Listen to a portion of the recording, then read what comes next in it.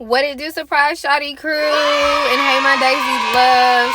Oh my gosh, that feels so good to be saying and doing. This is gonna be quick. I've been thinking about a lot of things, and one in particular that I want to share that I was thinking about this morning. I was thinking about Harriet Tubman, and she is likened to Moses, and I've shared with you all that my senior year of high school, my dad had pretty much told the people at my debutante tea, he spoke about me, and he was like, that's what my daughter is like. She's like Moses. She's like Harriet Tubman. She's a leader. She leads people. But you don't just lead people, you lead them to freedom, right? And so I told you I've been convicted lately, and I've been forgetting the mission. I've been forgetting why I'm supposed to be sharing different things, why I'm supposed to be speaking about my story. And so I was just thinking about Harriet Tubman this morning, if she listened to anybody else who was not free, she wouldn't have, one, been free herself, and then she, two, would not have been able to go back and get others to bring them to freedom. And the people that she was able to bring to freedom, those are people who also wanted freedom, but they could also respect her for who she was and understand, okay, if she got to freedom, then that means that she can probably help me get there. Now, I'm sure along the way she had others trying to discourage her, put doubt into her plans, when she came up with a whole system to free slaves. Okay. And it's not just slavery. It's also being just imprisoned, because we as, Black people, we have gone through slavery, and then we've also had to deal with an unfair justice system. I watched the Crack documentary on Netflix this year, and I was like, wow, that is insane. And I actually follow an influencer whose husband got caught up in all that. Why are you getting such a severe punishment for doing way less than what other people are doing? And when they get caught doing that they don't get the same level of punishment. But anyways, it's not just slavery. It could be the prison system. It's just any system. And when you look at that spiritually, yes, you can be a slave to different things. You can be imprisoned by different things. And so understanding, once I get free from certain things, that puts me in a position to help other people get free. And it reminds me of a dream I had told y'all about. I had got out, but I was like, no, this is too easy. And I went back in, and I had to build up my strength so that I could get myself out. And I knew once I was able to get myself out, I would be able to help other people get out. Okay, so that's the first part. The second part is, so I was saying it was probably people that was trying to discourage her, tell her she was crazy. You can't get to freedom. We're slaves, Harriet. We don't have freedom. We don't have a right to freedom. This is how life always has to be for us, Harriet. And had she listened to that, had she became enslaved herself by their opinions and their level of belief, right, then she never would have got to experience freedom the way that God wanted her to. And she also never would have been able to free other people. So I was thinking about that, but I was also been in deep thought about some of my people that I have lost, but also some of my people that my people have lost. And I know it was, great losses. And for me, over the last few years, knowing I wasn't properly grieving things, and I will also throw in that grief can make you isolate, like we were talking about on the lives. But one thing for me that helps me when I am grieving the loss of somebody, or when I'm struggling with, I'm never going to see them again, all these things, I try my best to live for them. Now, in the moment when I'm processing grieving them, I'm probably not living. Grief makes me really sit down somewhere. But I try my best to remember what me and them talked about, what me and them had in mind, what me and them was going to do, what me and them dreamed about. And I feel like it's my job to live for them, to accomplish those things for them, to make those things true for them. If it was something they were struggling with, I know that I need to make sure that I'm in a position where I don't have to struggle with it, where I can educate people about it, where I can talk about it, right? And so a song that will pop in my mind often, depending on where I'm at, if God is trying to remind me of just what I'm doing it for, it's Too Many Years with Kodak and PNB Rock, which rest in peace to him.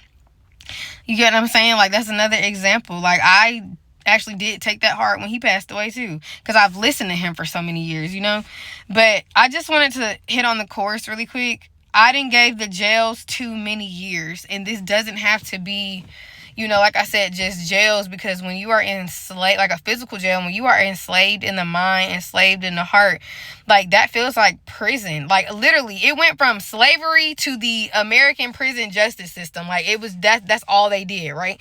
Anyways, not to do too much, but I didn't go to jails too many years, and that can be you spending too much of your time, too much of your youth, too much of your best years being locked up by something, or being locked up because you did something. Because ultimately, people who, like, if you're out there stealing and killing and stuff and really getting yourself in positions to be in jail, you are enslaved to a certain mindset or to a certain demonic thing. You get what I'm saying? So there's that. But I didn't go to jails too many years. And he goes on to say, years that I won't get back, because you can't just go back and be 12 again, 15 again, 21 again, 25 again, 30 again, 35 again. You can't go back. But that's why I really thank God that he is a God that restores the time. He redeems the time, okay?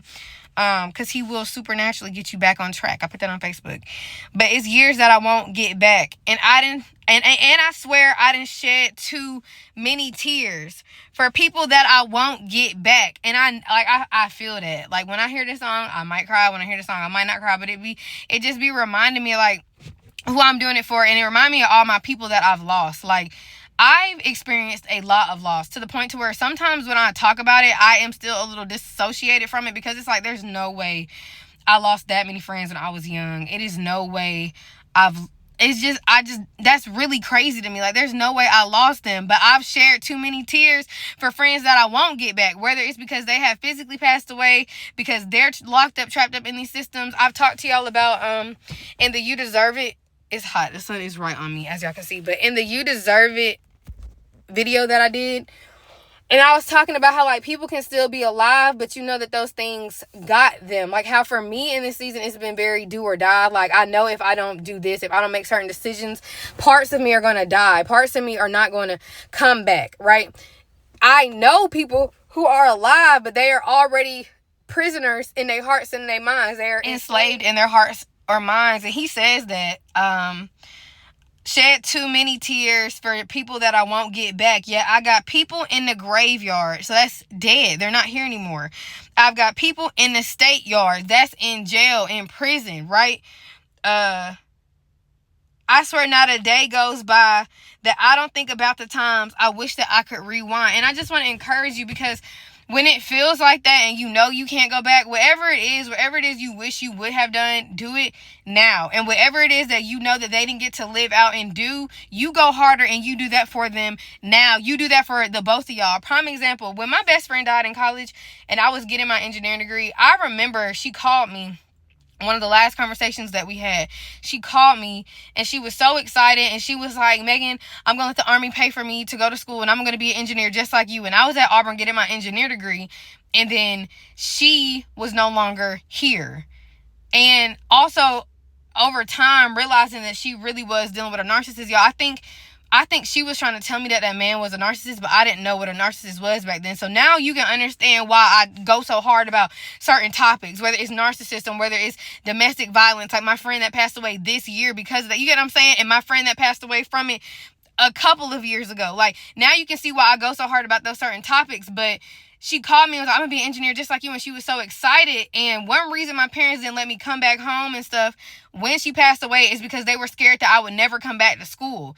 And I feel like they were right for thinking that, because I probably would have struggled to come back after that. But one thing that kept me going, it was a couple things that kept me going, trying to get that degree, because that was hard. But the fact that I knew that she was going to be an engineer, she's like, I'm going to be an engineer just like you. It pushed me to do it for her, because I knew that she could never do it. I knew that her mom would never be able to say, my baby got that degree. I had to do it because they're not here. You get what I'm saying? So at some point, your sadness, your grief has to turn into you going hard in their memory for them, no matter what it is. Because with her it's different, because she was my age and that was my best friend, but it's other people and they weren't my age, right? And we had a different type of relationship, but I also got to do it for them. You know, when you think about, even when we talk about what it's like being black, like it's certain stuff I got to do, because my daddy and them, their generation, they didn't have a chance to do that. My great grandma and them, they didn't have a chance to do that. So I have to do it. At some point you have to turn all of that into motivation to be free and to experience and to do those things that they won't be able to do. or that they didn't get a chance to do, even if they were physically here, because of the system, because of the setbacks and all of that. You get what I'm saying? So just please keep that in mind and know that God will redeem and he will restore.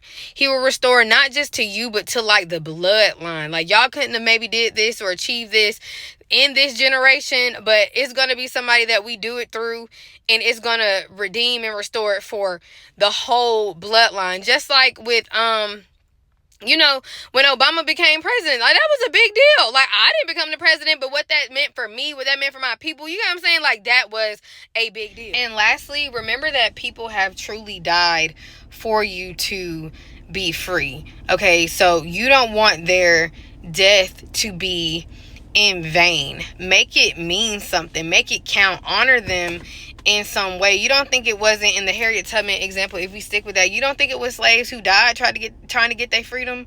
And so that make you get to yours a little bit differently when you realize they was dying trying to get to that. You gonna get to that because they couldn't for them. You don't think it's not, well, overall, when we think about it, Jesus died so that we could be free. Like, he didn't take all that on the cross so that we would not be able to get to freedom, to experience freedom, right? But we have to remember that, like, it's people who risk their lives so that you would have the chance, right? And who risk their lives trying to get it themselves.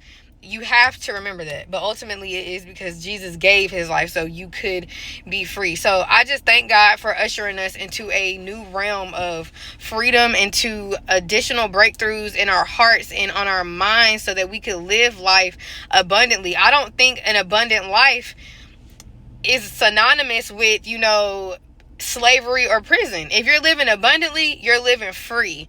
And that's not always, you know, understood by people when they read that passage. But if you're living abundantly, you're free. You're going to be free down here, and you're definitely going to be free in paradise in eternity. Okay, so I love y'all. You gave too many years to being enslaved, too many years to being in prison. You gave too many years, and you've definitely shed way too many tears. I know that I have, for people that I'm not going to get back on this side. But then there's hope in your run and in your mission and in your efforts, because I want to see them on the other side. And fret not. You might be however old, and you like, I done gave way too many years of letting people treat me like this, because that's how I feel. Like I can't get that time back. But what I can do is move differently moving forward. I done gave way too many years of being scared. I done gave way too many years of thinking in lack, right? You can, whatever that is for you. And it's turning me up, because this is what my prison break coaching session was about. So shameless plug, if you don't know, my books are back open. Book with the link in the description box. People not wanting you to experience freedom, that come with it. Not wanting you to experience abundance, that come with it. Like I said, the enemy ain't never gonna have freedom, and he ain't never gonna live abundantly. His destiny is hell. So his purpose is to get as many people to live like that as he can. Like, if the slaves could just get free, which they couldn't, because it was real deal evil people who felt like, nah, y'all don't get to be free.